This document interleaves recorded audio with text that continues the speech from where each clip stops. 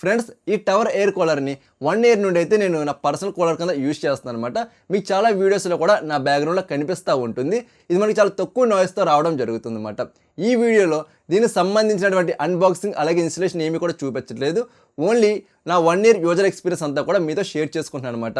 దీంట్లో ప్రోస్ ఏంటి, కాన్స్ ఏంటి, ఈ బడ్జెట్ దీన్ని పర్చేస్ చేసుకోవచ్చా లేదా అనే కంప్లీట్ ఇన్ఫర్మేషన్ అంతా ప్రొవైడ్ చేస్తున్నాను. ఎక్కడ కూడా స్కిప్ చేయకుండా ఎండ్ వరకు చూస్తే ఈ టవర్ ఎయిర్ కూలరే కాదు, మిగతా టవర్ ఎయిర్ కూలర్స్ అన్నింటి గురించి కూడా ఒక అవగాహన అనేటువంటిది రావడం జరుగుతుంది.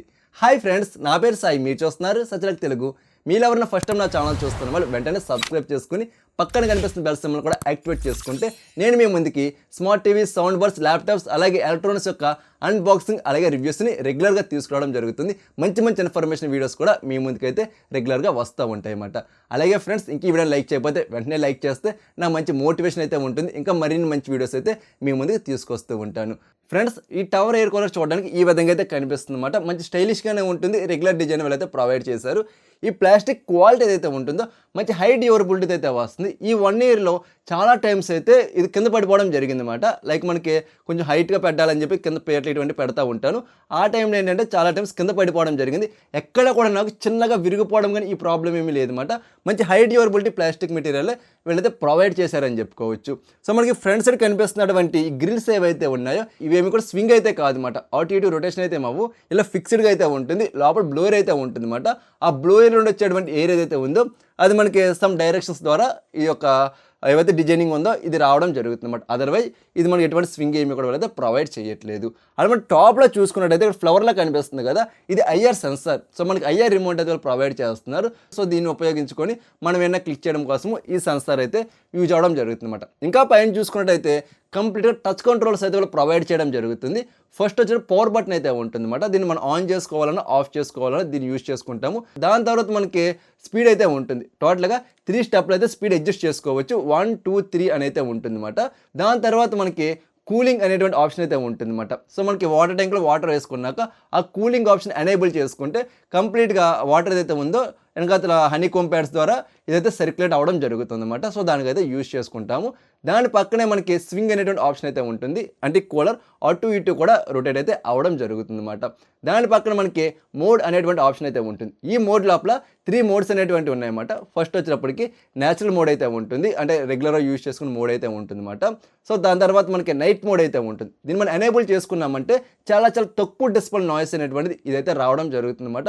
మంచి కంఫర్ట్ అయితే క్రియేట్ అవ్వడం జరుగుతుంది. దాని తర్వాత నేచర్ మోడ్ అయితే ఉంటుంది అన్నమాట. అంటే మనకి గాలి అనేటువంటిది ఏ విధంగా వస్తుంది, ఒకసారి ఎక్కువ కానీ ఒకసారి తక్కువగా ఒకసారి బాగా తక్కువగా, ఆ విధంగా నేచర్ ఎఫెక్ట్ వచ్చే విధంగా అయితే ఈ మోడ్ అనేటువంటి వర్క్ అవడం జరుగుతుంది అన్నమాట.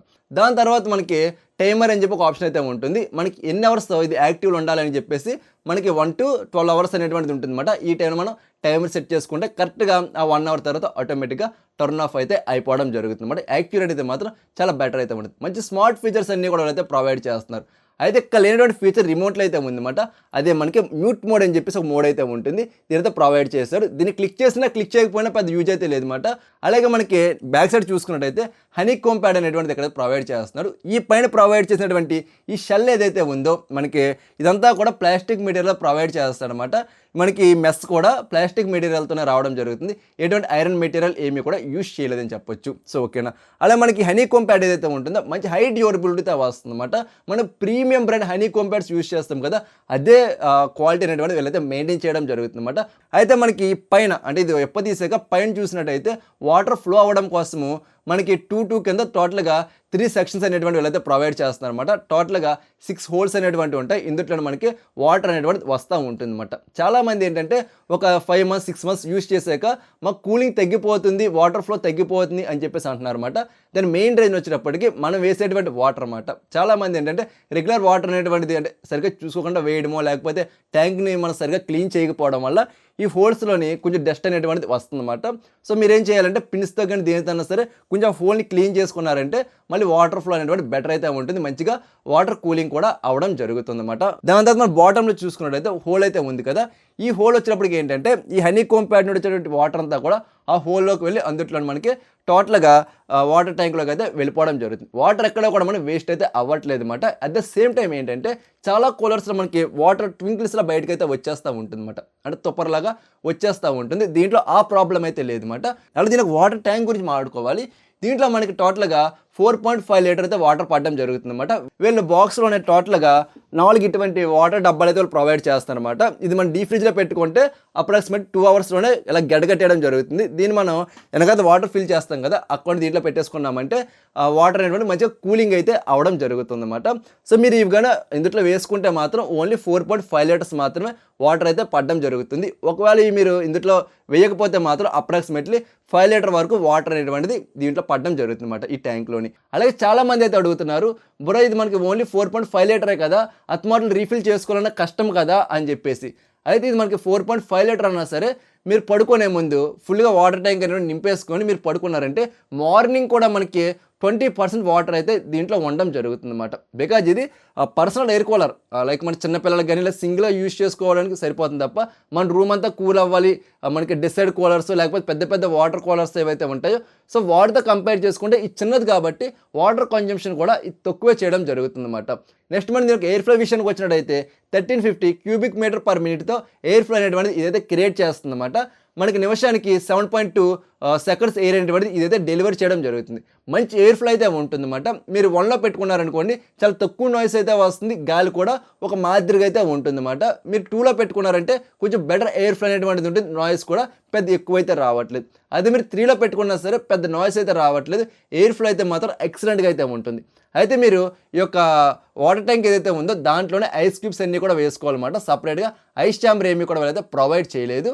సో మీరు మంచిగా ఐస్ బ్రిక్స్ కానీ లేదా వీళ్ళు ఇచ్చినటువంటి బాటిల్స్ ఏవైతే ఉన్నాయో అవి మనం దీంట్లో పెట్టేసుకున్నాం అనుకోండి, చక్కగా వాటర్ అయితే కూల్ అవుతుంది.